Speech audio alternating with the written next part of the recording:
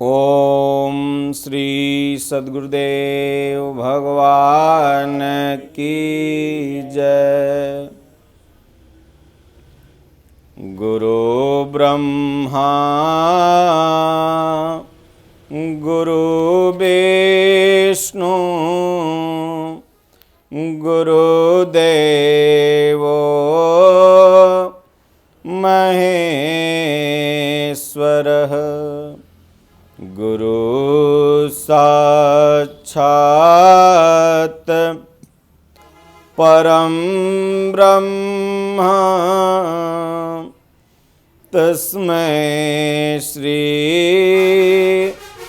गुरुवे नमः। अखण्डमण्डलाकारं व्याप्तं येन चराचरं तत्पदं दर्शितं येन तस्मै श्री गुरुवे नमः। मौसमदीनन दीनहित तुम समान रघुबीर। अस बिचारी रघुवंश मणि हरहु विषम भवभीर। कामिहि नारी पियारी जिमि लोभी के प्रियदाम। तिमि रघुनाथ निरंतर प्रिय लागहि मोहि राम। राम नाम दुर्लभ अति और ते नहीं काम। आदि मध्य अरु अंत हूँ राम ही ते संग्राम। राम नरम सीता कवन दंड लागा मरि जइबे का पइबे अभागा। राम नाम के जाप से सकल पाप कट जाई। जैसे रवि के उदय से अंधकार मिट जाई। जा पर कृपा राम करहोई। ता पर कृपा करहि सब कोई। जहि पर कृपा न करहि त्रिपुरारी। सो नर पावन भगति हमारी। मम दर्शन फल सहज अनुपा जीव पावनी जा सहज स्वरूपा सन्मुख होहि जीव मोहि जबहि ना सब कोटि विघ्न अघतबहि कबीरा गर्वन कीजिए काल गहे हैं केस ना जाने कब मारी हैं क्या घर क्या परदेस कबीरा ओ नर अंध है गुरु को कहते और हरि रूठे गुरु ठौर हैं गुरु रूठे नहीं ठौर यह तन विष की बेलरी गुरु अमृत की खान शीस दिए जो सदगुरु मिले तो भी सस्ता जान सुख में सुमिरन ना किया दुख में किया तू याद कहाँ कबीरवा दास की कौन सुने फरियाद दुख में सुमिरन सब करे सुख में करे न कोय जो सुख में सुमिरन करे तो दुख काहे होय। बोलिए श्री सद्गुरुदेव भगवान की जय। श्री रामचरितमानस भाग 42 हिंदी टीका अरण्यकांड। जब भगवान श्री रामचंद्र जी ने मामा मारीच का वध किया तो आगे गोस्वामी तुलसीदास जी रामचरितमानस में लिखते हुए कहते हैं, सुजान अर्थात सर्वज्ञ श्री राम जी ने उसके हृदय के प्रेम को पहचान कर उसे वह गति अर्थात अपना परम पद दे दिया जो ऋषि मुनियों को भी दुर्लभ है। देवता बहुत से पुष्प वर्षा कर रहे हैं और प्रभु के गुणों की गाथाएं अर्थात स्तुतियां गा रहे हैं कि श्री रघुनाथ जी ऐसे दीन बंधु हैं कि उन्होंने असुर को भी अपना धाम दे दिया। दुष्ट मारीच को मारकर भगवान श्री रामचंद्र जी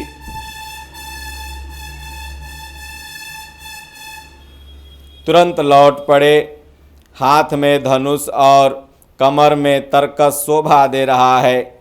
इधर जब सीता जी ने दुख भरी वाणी अर्थात मरते समय जो भगवान की आवाज़ में मारीच ने हाय लक्ष्मण की आवाज़ दी थी, वह सुनी तो माँ जानकी भयभीत होकर लक्ष्मण जी से कहने लगी, हे लक्ष्मण, लगता है तुम्हारे बड़े भाई संकट में हैं, तुम शीघ्र जाओ और उनकी सहायता करो। लक्ष्मण जी ने मुस्कुरा कर कहा, हे माता, सुनो, जिनके भ्रिकुटी विलास अर्थात इशारे मात्र से सारी सृष्टि का संकट कट जाता है, जो स्वयं संकट मोचन है, भला वे कभी स्वप्न में क्या संकट में पड़ सकते हैं। इस पर जब सीता जी कुछ मर्म अर्थात हृदय में चुभने वाले वचन लक्ष्मण जी को कहने लगी। तब भगवान की प्रेरणा से लक्ष्मण जी का मन भी चंचल हो उठा। वे श्री सीता जी को वन और दिशाओं के देवताओं को सौंपकर वहाँ चले जहाँ रावण रूपी चंद्रमा के लिए राहु रूप भगवान श्री राम जी थे। रावण सुना, मौका देखकर यति अर्थात सन्यासी के वेश में भगवती सीता के समीप आया, जिसके डर से देवता और दैत्य तक इतना डरते हैं कि रात को नींद नहीं आती और दिन में भरपेट अन्न नहीं खाते। वहीं 10 सिर वाला रावण कुत्ते की तरह इधर उधर ताकता हुआ भड़ियाई अर्थात चोरी के लिए चला। काकभुसुंडी जी महाराज कहते हैं, हे गरुण जी, इस प्रकार कुमार्ग पर पैर रखते ही शरीर में तेज तथा बुद्धि एवं बल का लेस भी नहीं रह जाता। सूना पाकर कुत्ते चुपके से बर्तन भाड़ों में मुंह डालकर कुछ चुरा ले जाता है, उसे भड़ियाई कहते हैं। रावण ने अनेकों प्रकार की सुहावनी कथाएं रचकर माता सीता जी को राजनीति, भय और प्रेम दिखलाया। सीता जी ने कहा, हे अति गोसाई, सुनो, तुमने तो दुष्ट की तरह वचन कहे। तब रावण ने अपना असली रूप दिखलाया और जब नाम सुनाया तब तो सीता जी भयभीत हो गईं। उन्होंने गहरा धीरज धरकर कहा, अरे दुष्ट, खड़ा तो रह, प्रभु आ गए। जैसे सिंह की स्त्री को तुच्छ खरगोश चाहे, वैसे ही अरे राक्षस राज, तू मेरी चाह करके काल के वश हुआ। ये वचन सुनते ही रावण को क्रोध आ गया, परंतु मन में उसने सीता जी के चरणों की वंदना करके सुख माना। फिर क्रोध में भरकर रावण ने सीता जी को रथ पर बैठा लिया और वह बड़ी उतावली के साथ आकाश मार्ग से चला, किंतु डर के मारे उससे रथ हाँका नहीं जाता था। सीता माता विलाप कर रही थी, हा जगत के अद्वितीय वीर रघुनाथ जी, आपने किस अपराध से मुझ पर दया भुला दी। हे दुखों के हरने वाले, हे शरणागत में आए भक्तों को सुख देने वाले, हाय रघुकुल रूपी कमल के सूर्य, हाय लक्ष्मण, तुम्हारा दोष नहीं है। मैंने क्रोध किया, उसका सो फल हमें मिल गया। श्री जानकी जी बहुत प्रकार से विलाप कर रही हैं। हाय प्रभु की कृपा तो बहुत है, परंतु वे स्नेही प्रभु बहुत दूर रह गए हैं। प्रभु को मेरी यह विपत्ति कौन सुनावे। यज्ञ के अन्न को गदहा खाना चाहता है। सीता जी का भारी विलाप सुनकर जड़ चेतन सभी जीव दुखी हो गए। गिद्धराज जटायु ने सीता जी की दुखभरी वाणी सुनकर पहचान लिया कि ये तो रघुकुल तिलक भगवान श्री रामचंद्र जी की भार्या माता सीता हैं। उसने देखा कि नीच राक्षस इनको बुरी तरह लिए जा रहा है, जैसे कपिला गाय को म्लेच्छ के पाले पड़ गई हो। वह बोला, हे सीते पुत्री, भय मत करो, तुम्हारा पिता अभी जिंदा है, मैं इस राक्षस का नाश करूँगा। यह कहकर वह पक्षी क्रोध में भरकर कैसे दौड़ा। गोस्वामी जी उदाहरण देते हुए कहते हैं, जैसे पर्वत की ओर वज्र छूटता हो। उसने ललकार कर कहा, रे रे दुष्ट, खड़ा हो, क्यों नहीं जाता। निडर होकर चल दिया, मुझे तूने जाना नहीं। उसको यमराज के समान आता हुआ देखकर रावण घूमकर मन में अनुमान करने लगा, यह या तो मैनाक पर्वत है या पक्षियों का स्वामी गरुण है। पर वह अर्थात गरुण तो अपने स्वामी विष्णु सहित मेरे बल को जानता है। कुछ पास आने पर रावण ने उसे पहचान लिया और बोला, रे बूढ़ा जटायु, यह मेरे हाथ रूपी तीर्थ में शरीर लगता है, छोड़ेगा। यह सुनते ही गिद्धराज जटायु क्रोध में भरकर बड़े वेग से दौड़ा और बोला, रावण, मेरी सिखावन सुन। जानकी जी को छोड़कर कुशल पूर्वक अपने घर चल जा, नहीं तो बहुत भुजाओं वाले ऐसा होगा कि श्री राम जी के क्रोध रूपी अनंत भयानक अग्नि में तेरा सारा वंश पतिंगा की तरह भस्म हो जाएगा। योद्धा रावण कुछ उत्तर नहीं देता। तब गीध क्रोध करके दौड़ा। उसने रावण के बाल पकड़कर उसे रथ के नीचे उतार लिया। रावण पृथ्वी पर गिर पड़ा। गीध सीता जी को एक ओर बैठाकर फिर लौटा और चोंचों से मारकर रावण के शरीर को विदीर्ण कर डाला। इससे उसे एक घड़ी के लिए मूर्छा हो गई। तब खिसियाए हुए रावण ने क्रोधयुक्त होकर अत्यंत भयानक कटार निकाली और उससे जटायु के पंख काट डाले। पक्षी जटायु की अद्भुत लीला का स्मरण करके पृथ्वी पर गिर पड़ा। सीता जी को फिर रथ पर चढ़ाकर रावण की बड़ी उतावली के साथ आगे बढ़ा। उसे भय कम न था, अर्थात बहुत भय था भगवान से। सीता जी आकाश में विलाप करती हुई जा रही हैं, मानो व्याध के वश में पड़ी हुई, अर्थात जाल में फंसी हुई कोई भयभीत हिरनी हो। पर्वत पर बैठे हुए बंदरों को देखा। सीता जी ने हरिनाम लेकर वस्त्र डाल दिया। इस प्रकार वह सीता जी को ले गया, उन्हें अशोक वन में ले जा रखा। माता सीता को बहुत प्रकार से भय और प्रीति दिखलाकर जब वह दुष्ट हार गया, तब उन्हें यत्न करा के, अर्थात सब व्यवस्था ठीक करा के अशोक वृक्ष के नीचे रख दिया।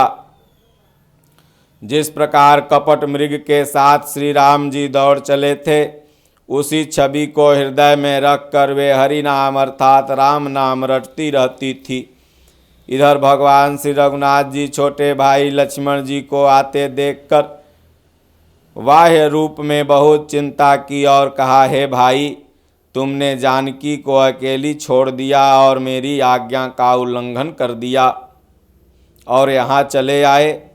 राक्षसों के झुंड वन में फिरते ही रहते हैं। मेरे मन में ऐसा आता है कि लगता है सीता आश्रम में नहीं है। छोटे भाई लक्ष्मण जी ने भगवान श्री राम जी के चरण कमलों को पकड़कर हाथ जोड़कर कहा, हे नाथ, मेरा कुछ भी दोष नहीं। लक्ष्मण सहित प्रभु श्री राम जी वहाँ गए जहाँ गोदावरी के तट पर उनका आश्रम था, पंचवटी में। आश्रम को जानकी जी से रहित देखकर भगवान श्री राम जी साधारण मनुष्य की भांति व्याकुल होकर दुखी हो गए और विलाप करने लगे। हाँ गुणों की खान जानकी, हाय रूपशील व्रत और नियमों से पवित्र सीते। लक्ष्मण जी ने बहुत प्रकार से समझाया। तब भगवान श्री राम जी लताओं और वृक्षों की पंक्तियों से पूछते हुए चले, हे पक्षियों, हे पशुओं, हे भौरों की पंक्तियों, तुमने कहीं मृगनयनी सीता को देखा? खंजन, तोता, कबूतर, हिरन, मछली, भौरों का समूह, प्रवीण, कोयल, कुंदकली, अनार, बिजली, कमल, शरद का चंद्रमा और नागिनी का, वरुण का पास, कामदेव का धनुष, हंस, गज और सिंह, ये सब आज अपनी प्रशंसा सुन रहे हैं। बेल, सुवर्ण और केला हर्षित हो रहे हैं। इनके मन में जरा भी संकर और संकोच नहीं है, न शंका है न संकोच है। जानकी सुनो, तुम्हारे बिना ये सब आज ऐसे हर्षित हैं मानो राज पा गए हों, अर्थात तुम्हारे अंगों के सामने ये सब तुच्छ, अपमानित या लज्जित थे। आज तुम्हें न देखकर ये अपनी शोभा के अभिमान से फूल रहे हैं। तुमसे यह अनक अर्थात स्पर्धा कैसे सही जाती? हे प्रिय, तुम शीघ्र ही प्रकट क्यों नहीं होती? इस प्रकार अनंत ब्रह्मांडों के अथवा महिमामयी स्वरूपा शक्ति श्री सीता जी, स्वामी श्री राम जी सीता जी को खोजते हुए इस प्रकार विलाप करते हैं। मानो कोई महाविरही और अत्यंत कामी पुरुष हो। पूर्ण काम आनंद की राशि, अजन्मा और अविनाशी भगवान श्री राम जी मनुष्यों के से चरित्र कर रहे हैं। आगे जाने पर उन्होंने गृद्धपद जटायु को पड़ा देखा। वह श्री राम जी के चरणों का स्मरण कर रहे थे, जिनमें ध्वजा, कुलिस आदि की रेखाएं अर्थात चिन्ह हैं। कृपा सागर श्री रघुवीर ने अपने कर कमल से उसके सिर का स्पर्श किया। उनके सिर पर कर कमल फेर दिया। शोभाधाम श्री राम जी का परम सुंदर मुख देखकर उनकी सब पीड़ा जाती रही। तब धीरज धरकर गीध ने यह वचन कहा, हे भव अर्थात जन्म मृत्यु के भय का नाश करने वाले प्रभु सुनिए। हे नाथ, रावण ने यह मेरी दशा की है। उसी दुष्ट ने माता जानकी को हर लिया। हे गोसाई, वह उन्हें लेकर दक्षिण दिशा की ओर गया है। सीता जी कुररी अर्थात कुर्ज की तरह अत्यंत विलाप कर रही थी। हे प्रभु, मैंने आपके दर्शन के लिए ही प्राण रोक रखे थे। अब कृपा निधान मैं चलना चाहता हूँ। भगवान श्री रामचंद्र जी ने कहा, हे तात, शरीर को बनाए रखिए। तब गीध ने मुस्कुराते हुए कहा, मरते समय जिनका नाम मुख में आ जाने से अधम अर्थात महान पापी भी मुक्त हो जाता है, ऐसा वेद गाते हैं, वहीं राम अर्थात आप मेरे नेत्रों के सामने खड़े हैं। और नाथ, अब मैं किस कमी की पूर्ति के लिए यह देह रखूं? नेत्रों में जल भरकर भगवान श्री रघुनाथ जी कहने लगे, हे तात, आपने अपने श्रेष्ठ कर्मों से यह दुर्लभ गति पाई है। जिनके मन में दूसरे का हित बसता है अर्थात समाया रहता है, उनके लिए जगत में कुछ भी अर्थात कोई भी गति दुर्लभ नहीं है, उन्हें कुछ कमी नहीं होती। हे तात, शरीर छोड़कर आप मेरे परम धाम में जाइए। मैं आपको क्या दूं? आप तो पूर्ण काम हैं अर्थात सब कुछ पा चुके। हे तात, सीता हरण की बात आप जाकर पिताजी से न कहिएगा। यदि मैं राम हूँ तो 10 मुख रावण कुटुंब सहित वहाँ आकर स्वयं यह बात राम हमारे पिता दशरथ जी से कहेगा। जटायु ने गिद्ध की देह त्याग कर हरि का रूप धारण किया और बहुत से अनुपम दिव्य आभूषण, दिव्य पीतांबर पहन लिए। श्याम शरीर है, विशाल 4 भुजाएं और नेत्रों में प्रेम तथा आनंद के आंसुओं का जल भरकर वह स्तुति कर रहा है। हे राम जी, आपकी जय हो। आपका रूप अनुपम है, आप निर्गुण हैं, सगुण हैं और सत्य ही गुणों अर्थात माया के प्रेरक हैं। 10 सिर वाले रावण की प्रचंड भुजाओं को खंड खंड करने के लिए प्रचंड बाण धारण करने वाले, पृथ्वी को सुशोभित करने वाले, जलयुक्त मेघ के समान श्याम शरीर वाले, कमल के समान मुख और लाल कमल के समान विशाल नेत्र वाले, विशाल भुजाओं वाले और भव भय से छुड़ाने वाले कृपालु श्री राम जी, मैं आपको नित्य नमस्कार करता हूँ। आप अपरिमित बल वाले,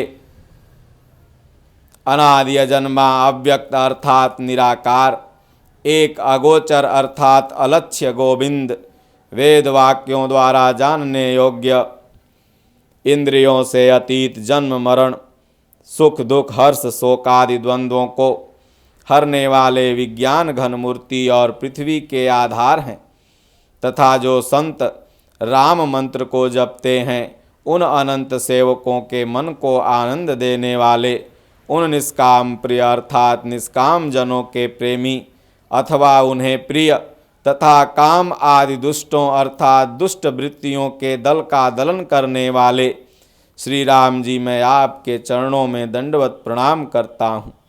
जिनको श्रुतियाँ निरंजन अर्थात माया से परे, ब्रह्म व्यापक, निर्विकार और जन्म रहित कहकर गान करती हैं, मुनि जिन्हें ध्यान, ज्ञान, वैराग्य और योग आदि अनेक साधन करके पाते हैं, वे ही करुणाकंद शोभा के समूह स्वयं श्री भगवान प्रकट होकर जड़ चेतन समस्त जगत को मोहित कर रहे हैं। मेरे हृदय कमल के भ्रमर रूप अनेक अंग अंग में बहुत से कामदेवों की छवि शोभा पा रही है, जो अगम और सुगम हैं, निर्मल स्वभाव हैं, विषम और सम हैं और सदा शीतल अर्थात शांत हैं, मन और इंद्रियों को सदा वश में रखते हैं। योगी बहुत साधन करने पर जिन्हें देख नहीं पाते, वे तीनों लोकों के स्वामी रमा निवास भगवान श्री रामचंद्र जी निरंतर अपने दासों के वश में रहते हैं। वे ही मेरे हृदय में निवास करें, जिनकी पवित्र कीर्ति आवागमन को मिटाने वाली है। अखंड भक्ति का वर मांगकर गीधराज जटायु श्री हरि के परम धाम को चला गया।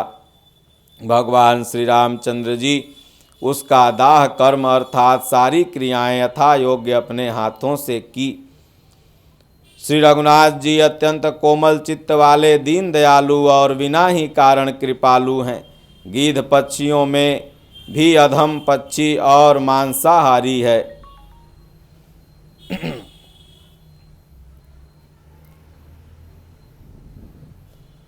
वह बोला, दुर्वासा जी ने मुझे श्राप दिया था, अब प्रभु के चरणों को देखने से वह पाप मिट गया। भगवान श्री राम जी ने कहा, हे गंधर्व सुनो, मैं तुम्हें कहता हूँ, ब्राह्मण कुल से द्रोह करने वाला मुझे नहीं सुहाता। मन वचन और कर्म से कपट छोड़कर जो भूदेव ब्राह्मणों की सेवा करते हैं, मुझ समेत ब्रह्मा शिव आदि सब देवता उसके बस में हो जाते हैं। श्राप देता हुआ, मारता हुआ और कठोर वचन कहता हुआ भी ब्राह्मण पूजनीय है, ऐसा संत कहते हैं। शील और गुण से हीन भी ब्राह्मण पूजनीय है और गुण गणों से युक्त और ज्ञान में निपुण भी शूद्र पूजनीय नहीं है। श्री राम जी ने अपना धर्म अर्थात भागवत धर्म कहकर उसे समझाया। शूद्र अर्थात जो साधना में अभी कमज़ोर है, साधना चालू किया है, अगर उसकी पूजा होने लगेगी तो उसके अंदर अभिमान हो जाएगा। और ब्राह्मण मतलब जो ब्रह्म को जान गया है वही ब्राह्मण है। और ऐसे ब्रह्म को जानने वाले महापुरुष अगर कुछ भी कहते हैं तो उनकी बातों में आशीर्वाद ही कहीं न कहीं से छिपा रहता है, इसलिए वे सदैव पूजनीय होते हैं। इसका यह मतलब है, न कि कोई जाति विशेष। श्री राम जी ने अपना धर्म अर्थात भागवत धर्म कहकर उसे समझाया। अपने चरणों में प्रेम देखकर वह उनके मन को भाया। तदंतर श्री रघुनाथ जी के चरण कमलों में सिर नवाकर वह अपनी गति अर्थात गंधर्व का स्वरूप पाकर आकाश में चला गया। कमल के सदृश नेत्र और विशाल भुजा वाले, सिर पर जटाओं का मुकुट और हृदय में बनमाला धारण किए हुए सुंदर सांवले और गोरे दोनों भाइयों के चरण कमलों में सबरी जी लिपट पड़ी। वे प्रेम में मग्न हो गई, मुख से वचन नहीं निकलता, बार बार चरण कमलों में सिर नवा रही है। फिर उन्होंने जल लेकर आदरपूर्वक दोनों भाइयों के चरण कमल धोए, फिर उन्हें सुंदर आसनों पर बैठाया। उन्होंने अत्यंत रसीले स्वादिष्ट कंदमूल फल लाकर भगवान श्री राम जी को अर्पित किए। प्रभु बार बार प्रशंसा करके उन्हें प्रेम सहित खा रहे हैं। फिर वे हाथ जोड़कर आगे बढ़ी और प्रभु को देखकर उनका प्रेम अत्यंत बढ़ गया। वह कहने लगी, हे भगवान, मैं आपकी किस प्रकार स्तुति करूं? मैं नीच जाति और अत्यंत मंद बुद्धि हूँ, जो अधम से भी अधम है। स्त्रियां उनमें भी अत्यंत अधम हैं और उनमें भी मैं पाप नाशन में मंद बुद्धि हूँ। भगवान श्री रघुनाथ जी ने कहा, हे भामिनी, मेरी बात सुन। मैं तुम्हें सत्य कहता हूँ, मैं तो केवल भक्ति का ही संबंध मानता हूँ। जाति पाति कुल धर्म बड़ाई, धन बल कुटुंब गुण और चतुरता, इन सब के होने पर भी अगर जिनके हृदय में भक्ति नहीं है वह मुझे प्रिय नहीं है। कैसे जैसे जल के बिना बादल शोभाहीन दिखाई पड़ता है। मैं तुमसे अब अपनी नौधा भक्ति कहता हूँ, तू सावधान होकर सुन और मन में धारण कर। पहली भक्ति है संतों का सत्संग और दूसरी भक्ति है गुरु के चरणों में प्रेम। तीसरी भक्ति है अभिमान रहित होकर गुरु के चरण कमलों में प्रेम करना और चौथी भक्ति है कपट छोड़कर मेरे गुण समूहों का गान करना। पांचवी भक्ति है मंत्र का जाप करना।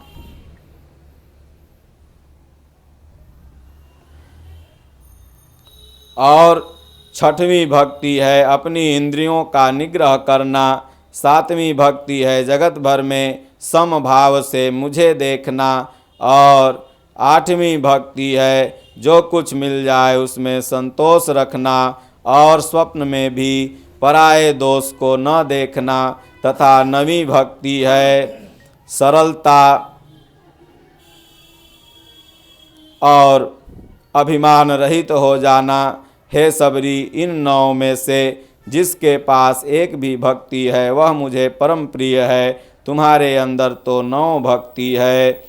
इस तरह सबरी भगवान के श्री चरणों की भक्ति पाकर के हंसते हंसते अपने परम धाम को गई, सुग्रीव जी का रास्ता बताकर।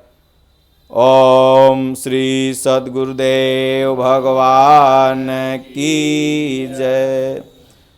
श्री राम जय जय राम। श्री राम जय जय राम। श्री राम जय जय राम। श्री राम जय जय राम। सुमिरि पवन सुत पावन नामु अपने बस करी राखे हूँ रामू। कैल राम नाम सुमिरनवा हो मनवा कौनो बहनवाना।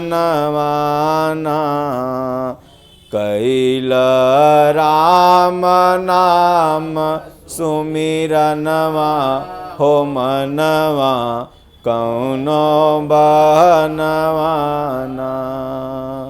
राम के नाम दुअरे पर लिखी द। राम के नाम दुअरे पर लिखी द। सिया लक्ष्मण के नाम अंगनवा। राम के नाम दुअरे पर लिखी द। लक्ष्मण के नाम अंगनवा। सीता के नाम कोठरिया में लिखी द। नित उठी होई दर सनवारे मनवा कौनो बहनवाना। कैल राम नाम सुमिरनवा हो मनवा कौनो बहनवाना। भजिल राम नाम सुमिरनवा हो मनवा कौनो बहनवाना। बोलिए श्री सद्गुरुदेव भगवान की जय। हरि ओम। शांति शांति शांति।